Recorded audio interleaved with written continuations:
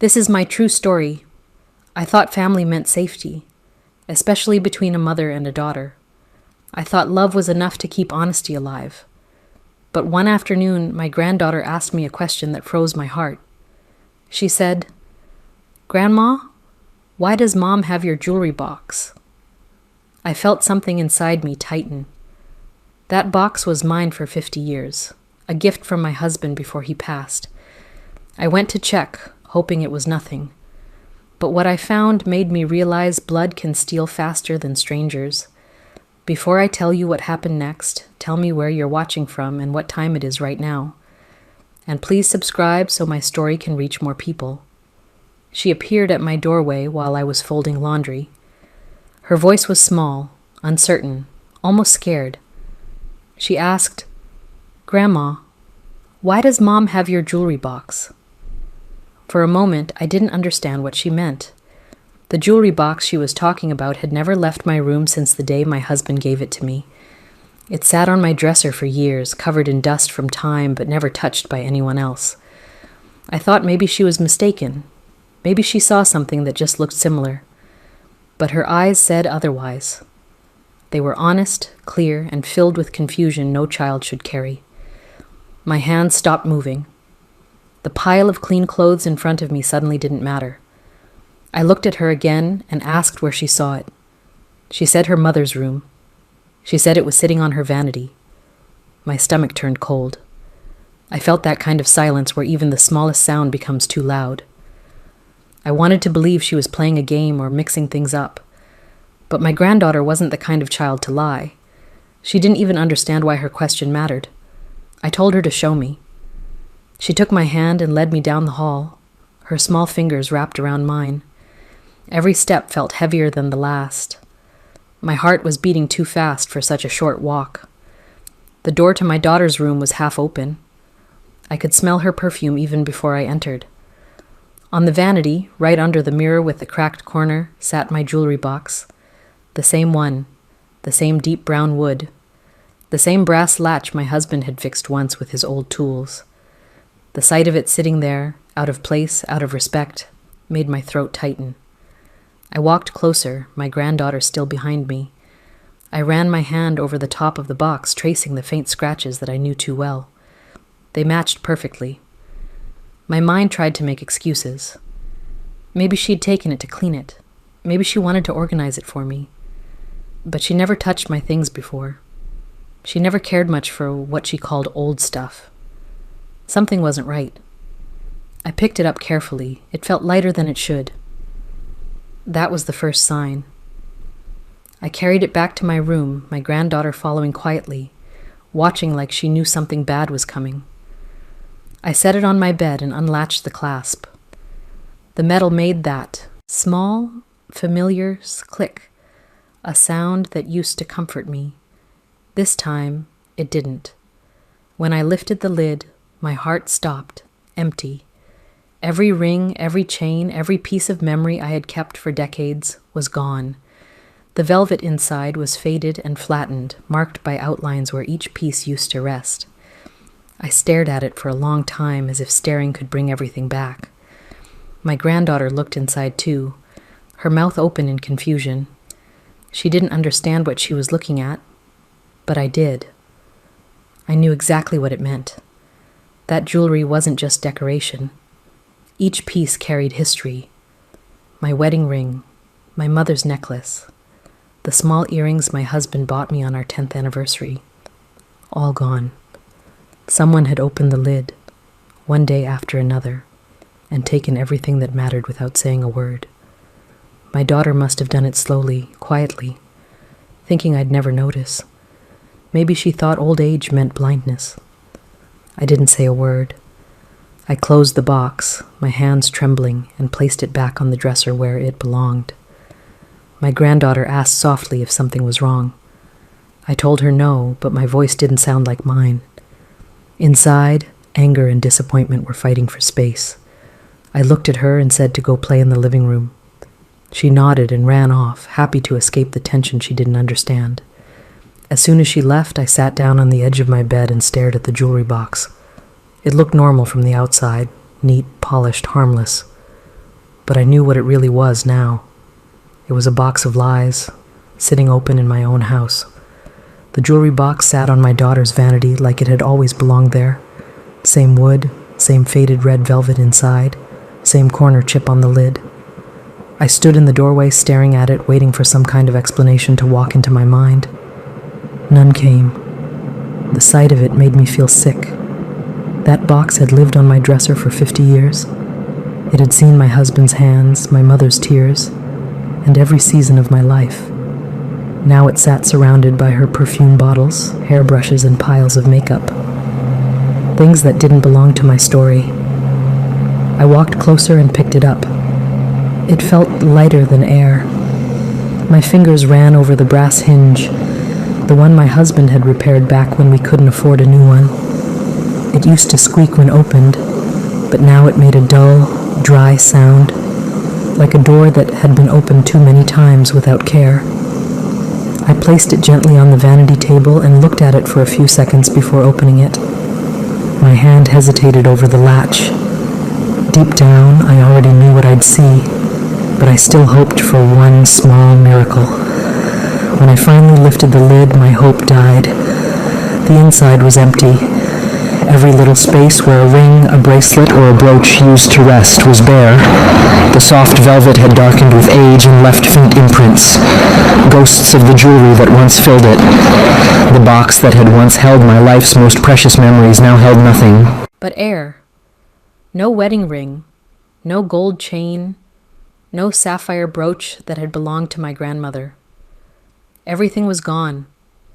I felt a strange calm wash over me. Not the calm of peace, but the calm of disbelief. It's the kind of stillness that comes when you can't decide if you should scream or laugh. I didn't move for a long time. I just stood there staring at that empty space, my reflection in the mirror behind it, and the life that had been stolen without noise. My daughter had done this quietly, carefully, as if I was too old to notice. Maybe she thought old age meant weakness. Maybe she thought she could take without consequence. My granddaughter peeked in, curious. She asked if I found what I was looking for. I told her yes, because the truth wasn't her burden to carry. She didn't need to know that her mother had turned family heirlooms into cash. She didn't need to see the side of her that even I hadn't wanted to believe existed. I closed the lid slowly and set the box back down. I looked around her room and noticed other things. The new handbag on her chair, the new shoes lined by the closet, the receipts on the nightstand. Everything suddenly fit together. She'd been spending more than usual lately. New clothes, weekend trips, gifts for her friends. I thought it was her husband's bonus or some business success. Now I knew better. I picked up one of the receipts. Jewelry store, same week, same town. I didn't need more proof, but it came anyway. A folded pawn receipt sat under the perfume tray. The address matched the shop near the market. The items listed were mine, every last one. I didn't cry, I didn't shout, there was no point. I'd spent a lifetime providing, forgiving, explaining. This time, I would observe. I closed the box and left it where I found it. She would think I hadn't noticed. That was fine. Sometimes pretending not to know gives you time to plan. When I walked back to my room, I looked at the empty space on my dresser where the box used to be. It looked wrong without it. The dust lines still outlined its shape. The air above that spot felt hollow. I sat on the bed and folded my hands in my lap. I wasn't angry yet, but I could feel something starting to build. Not the kind of anger that explodes. The kind that waits. The kind that thinks. That jewelry box had kept my secrets for decades. Now it was keeping hers. That jewelry box wasn't just a container. It was the timeline of my life in wood and velvet. My husband bought it for me on our first anniversary. Back then, we had nothing but a small rented house and a shared dream. He said one day I'd fill it with memories, not gold. He was right. Over the years, every piece inside carried a story. The gold bangles from our wedding day, the pearl necklace from the birth of our first child, the locket with a picture of my parents, Each one had meaning. It wasn't about price, it was about history. I never thought anyone from my own bloodline would treat it like a cash register. When my husband passed away, that box became my comfort. On nights when the house was too quiet, I would open it and touch the jewelry like I was touching the past. The rings, the pins, the small brooch he once fixed when it broke, they reminded me of the years that built me. I promised myself it would one day belong to my granddaughter. She was only 6 at the time, but even then she would stare at it with wide eyes, fascinated by its shine. I used to tell her, "When you're grown, this will be yours, but only if you remember what it stands for." She always smiled and said she would. My daughter never showed much interest in it. She said she didn't care for old-fashioned jewelry. She liked things new, shiny, and loud. For years, I believed her. She never mentioned the box or its contents. Even when she came into my room, she would barely glance at it.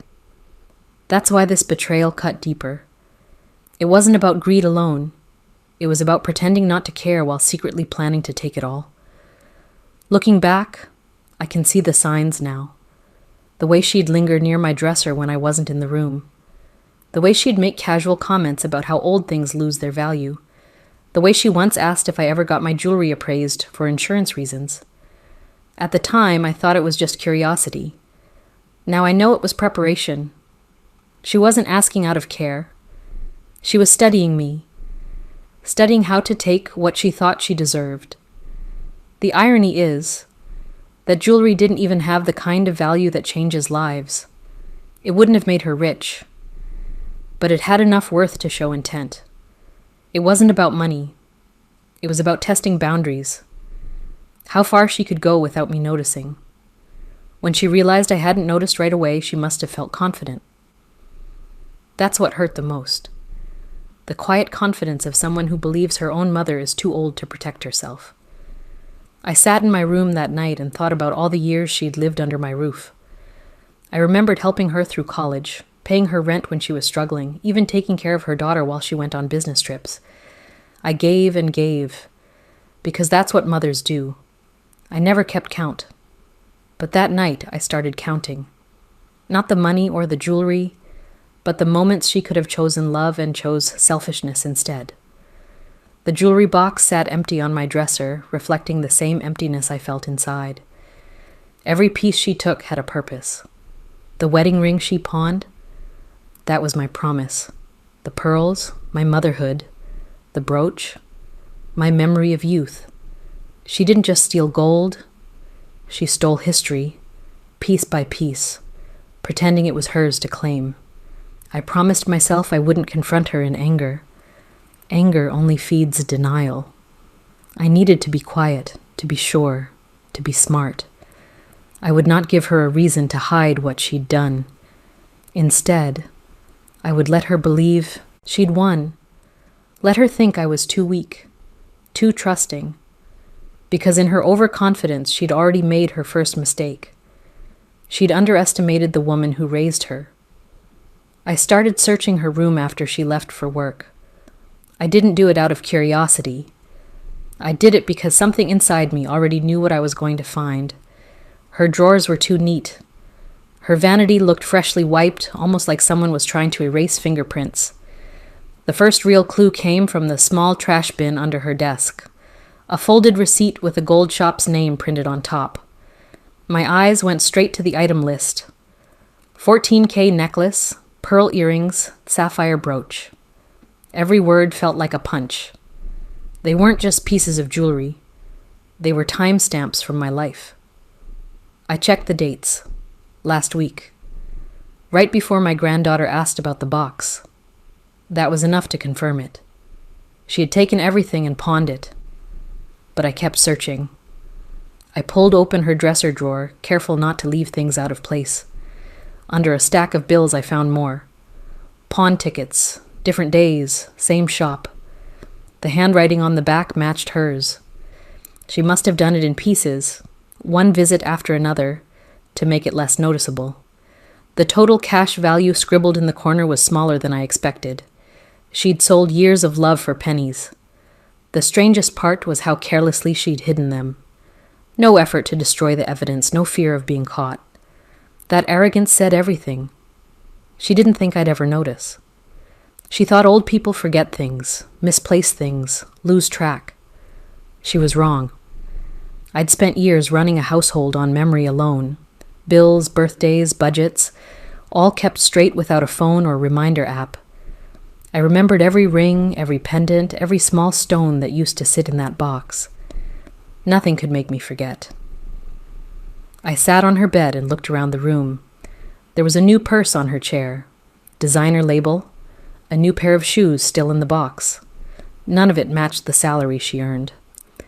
I walked over to the closet and opened the door.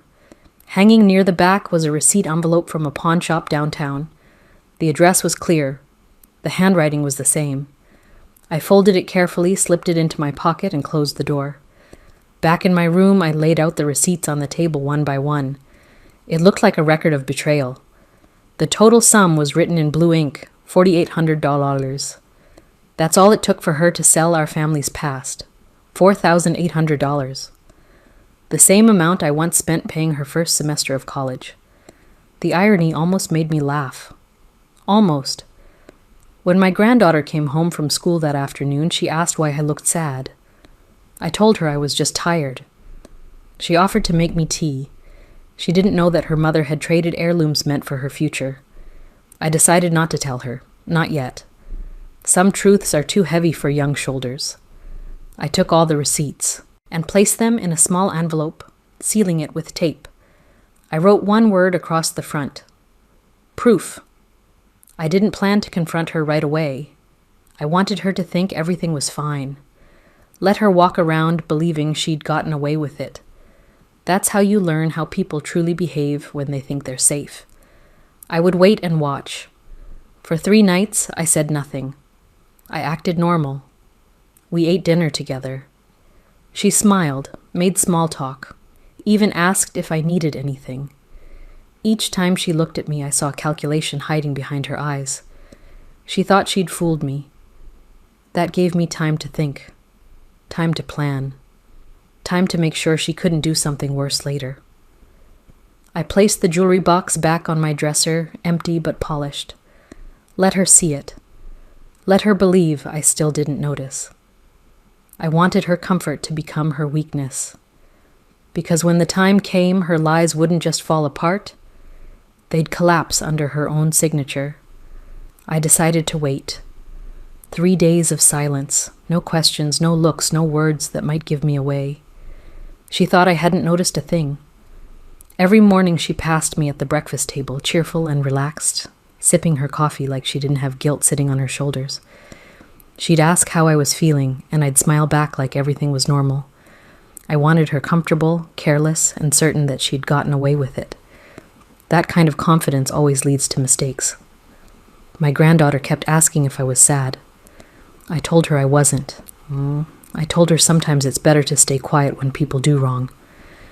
She didn't understand, but she nodded. She said she missed the shiny jewelry I used to wear. I smiled and said I missed it too. The truth sat between us like something invisible but heavy. During those days, I thought a lot about what anger does to a person. It burns fast and blinds quicker. I'd seen families destroy themselves by shouting, by letting fury speak before facts. I wasn't going to be one of them. I didn't need to yell or curse or cry. I needed to make sure she learned a lesson she couldn't forget, not through noise, but through consequence. I spent the first day gathering everything quietly, the receipts, the pawn tickets, even photos of the jewelry from old albums. I put them in a neat folder labeled personal. That word used to mean memories. Now it meant evidence. I went through my will, my savings, and the house papers. Every document had her name on it as my heir. That thought made my hands shake. The same person who had stolen from me was written as the one to receive everything I had left when I was gone. That couldn't stand. By the second day, my plan was clear. I made an appointment with my lawyer. He'd handled our family's papers for decades. He'd known my husband and had seen the jewelry box himself many times. I told him I needed to update a few things. He didn't ask why. He just said, "Friday, noon, That was enough. I spent the rest of the day pretending to nap, pretending to watch television, pretending to forget what I knew, pretending to be the harmless old woman she thought I was. On the third day, I practiced calm. I cooked her favorite dinner, set the table, and asked her about her work. She talked for an hour, comfortable and proud, not realizing the walls around her had already begun to close. I smiled through it all, listening to every word. Every time she spoke, her tone grew lighter. She thought I was weak again. She thought age meant surrender. That night, after she went to bed, I opened the jewelry box one last time. The emptiness didn't sting anymore. It reminded me of what I was about to fix. I took out the envelope with the receipts and placed it inside, sealing the box shut. The next person to open it would understand what they'd really taken from me. Not gold, but trust. The next morning, I ironed my dress, brushed my hair, and got ready for the meeting with my lawyer. My granddaughter came into my room before I left and asked if I was going somewhere special. I told her I was just running an errand to make sure she'd always be safe. She smiled and hugged me, and for the first time in a long while, I felt peace. People think revenge is about anger. It isn't. It's about correction, about drawing a line and making sure it's never crossed again. I wasn't out to destroy my daughter. I just wanted her to face what she'd done, to understand that stealing from someone who gave you everything doesn't end with forgiveness. It ends with consequences written in ink. By that evening, everything would change. And for once, I wouldn't be the one caught off guard. I made the appointment and went to the lawyer's office in the morning. He had known our family for years. He knew the jewelry box and he knew my daughter. I carried the small envelope of receipts with me, feeling its weight like proof.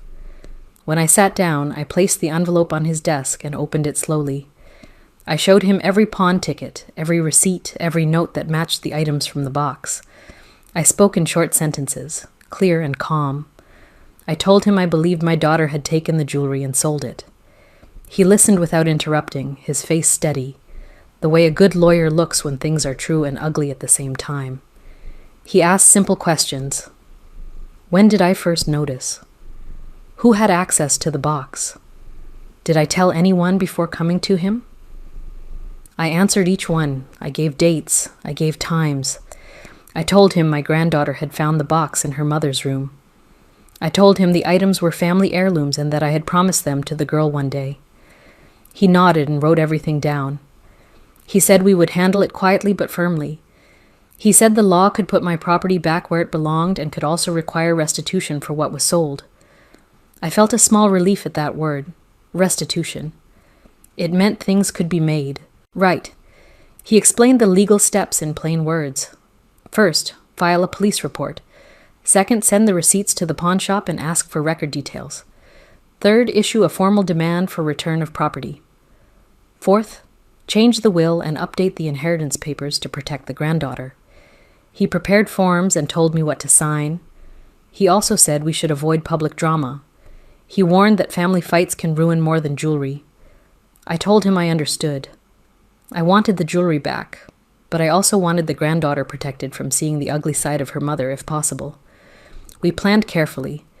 He called the pawn shop while I sat and listened. He asked for details under the pretense of representing a client.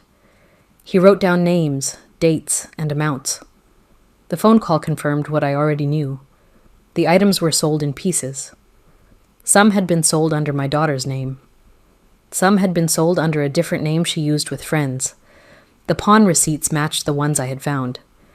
He suggested the best first move was to request the pawn shop hold any items and to produce the photo ID used in the transactions. If the ID matched my daughter's, that would be strong proof. He then helped me change the will. We removed my daughter's name from specific bequests and listed my granddaughter as the primary recipient for the family pieces. He prepared a simple amendment to the will and explained how it would take effect. He said the law favored the living owner if we had paperwork and witnesses. He asked if I wanted him to speak to my daughter first or to let the police handle it. I chose to wait. I wanted the law and documentation to speak louder than words. I did not want a scene that would frighten my granddaughter. Before I left, he printed copies of the demand letter he would send to the pawn shop and the receipts. He told me to keep a copy in a safe place and to bring the original box and the list of items to the police station when I filed the report. He also wrote a short statement I could read later if needed. He told me to be calm when I spoke to the officers. Calm witnesses are stronger than angry ones. I felt steadier after hearing that. I felt like someone was helping me step carefully through a mess that could have been worse if handled badly. As I walked out of his office, I held the sealed folder tight. The sun was low and the street felt ordinary. I was ordinary, an old woman who had been betrayed by someone close. But I also had a plan. I knew what to do next. I would file the report. I would send the demand to the pawn shop. I would change the will. I would keep my granddaughter safe. The lawyer said he would be ready when I needed him. I believed him. I had done the slow, quiet work of gathering proof. I had turned anger into process. That was how you fix things at my age. Not by shouting, but by making the right papers and asking the right questions. Friday came fast. I made sure the house looked calm, no tension, no sign of what was about to happen. My lawyer arrived 10 minutes early, briefcase in hand, polite as always. He sat at the dining table while I set the jewelry box in the middle, the same one she had emptied. The wood gleamed under the light, but it was still hollow inside. That emptiness meant more now than anything inside it ever did. My granddaughter sat quietly beside me, drawing on a piece of paper, unaware of the storm about to unfold. At 4 o'clock sharp, my daughter arrived. She walked in smiling, carrying her phone and humming like nothing was wrong. She saw my lawyer and paused. "What's this about?" she asked. I told her it was just a short meeting about family matters. She shrugged, confident, casual. She sat across from me, not realizing the table between us was about to divide more than space.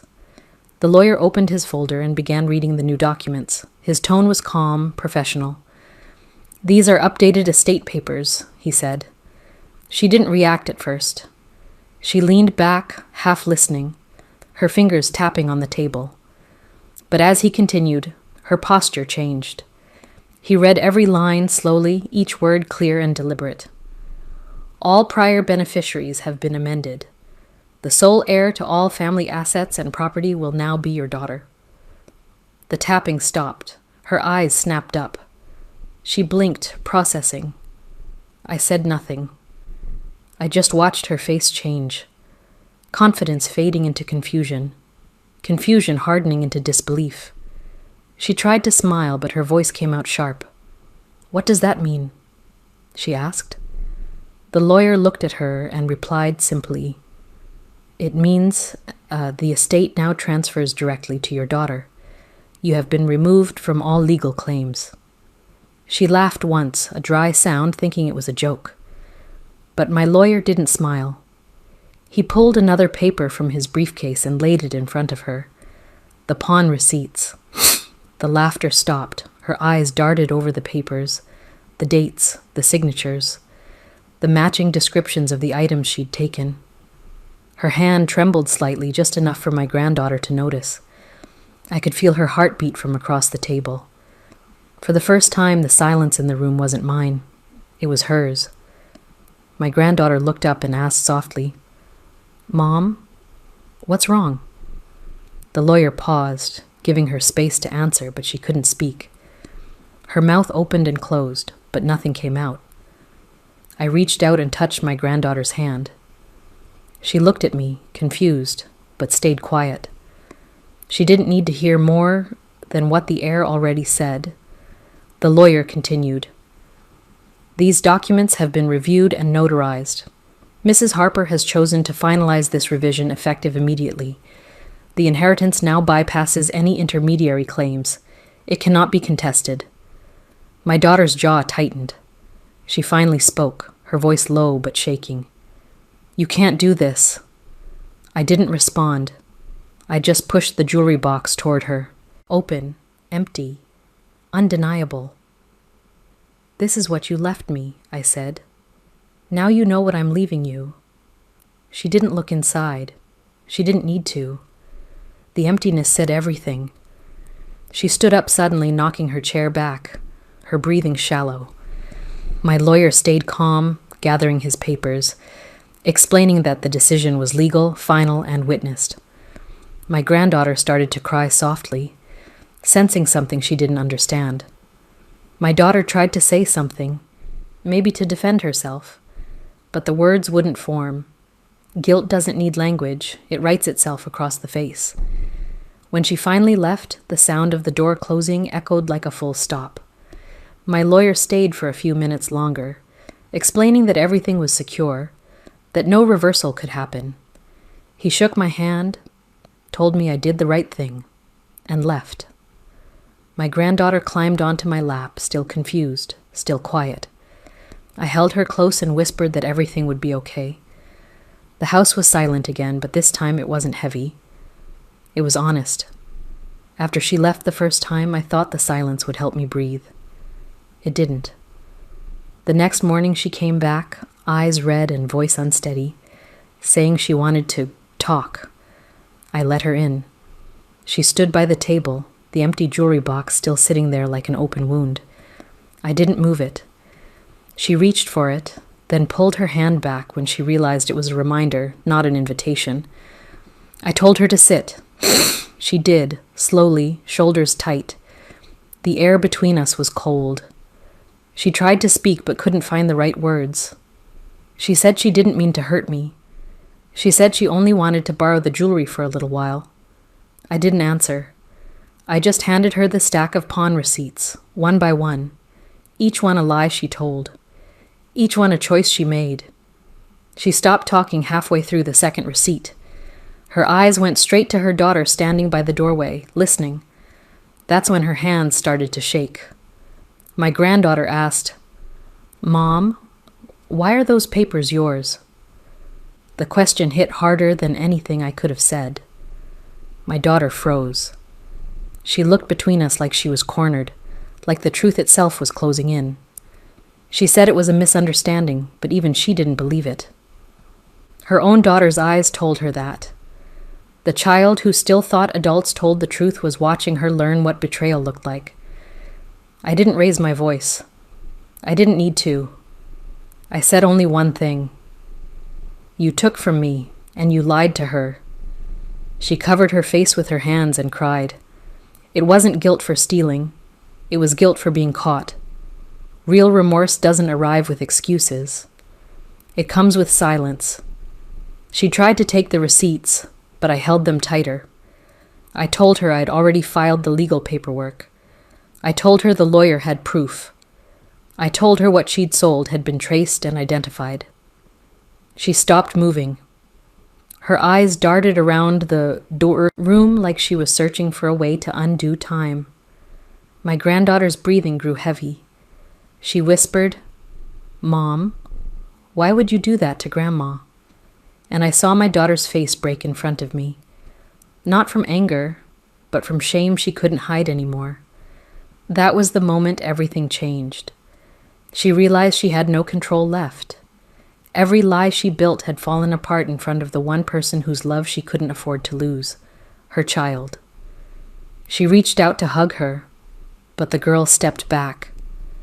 That step was small, but it said everything. Distance had replaced trust. My daughter turned toward me, eyes swollen, mascara running. She said I'd ruined her. I told her she'd done that herself. She said she didn't think I'd ever fight back. I said I didn't think she'd ever steal. The words ended there.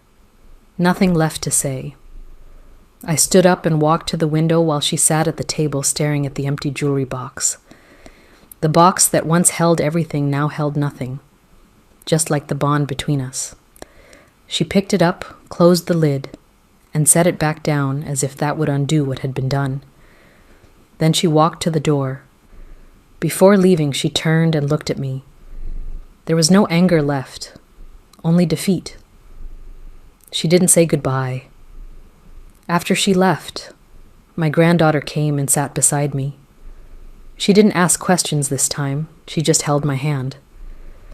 That small hand reminded me that some love still stays honest. I looked at her and said quietly, "It's okay. You did the right thing asking me about the box." She nodded, still unsure why honesty hurt so much. That night, I sat alone at the same table.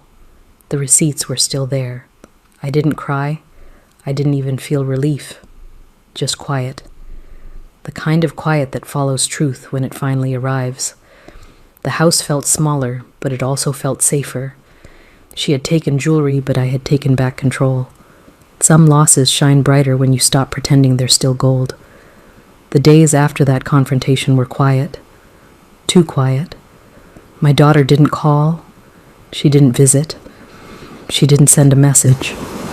Her car stopped showing up in the driveway, and the sound of her shoes on the porch never came again. The first morning felt strange, almost peaceful. I made coffee, looked at the empty chair across the table, and realized peace sometimes comes dressed as absence. My granddaughter stayed with me most nights after school. She helped around the house and avoided saying her mother's name.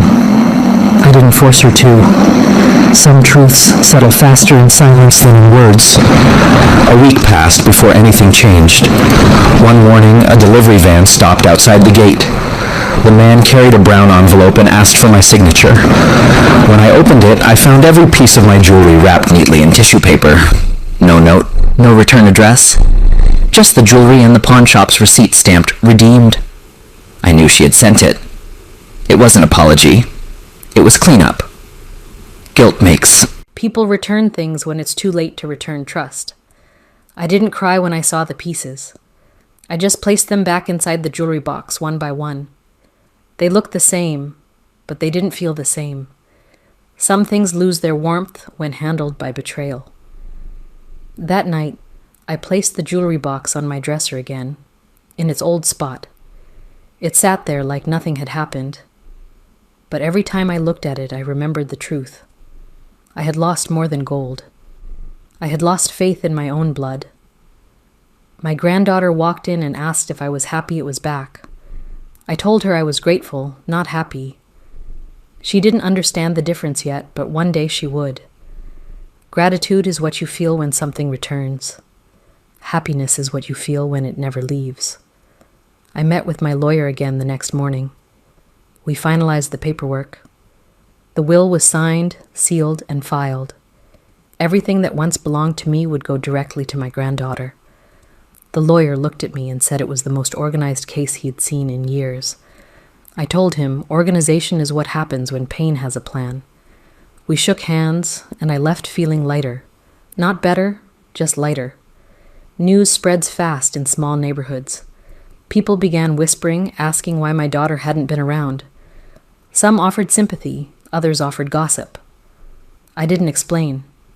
I told them family matters don't need public spectators. My granddaughter kept her head high at school. Kids talk, but she ignored them.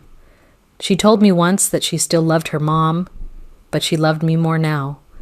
I told her love doesn't have to compete.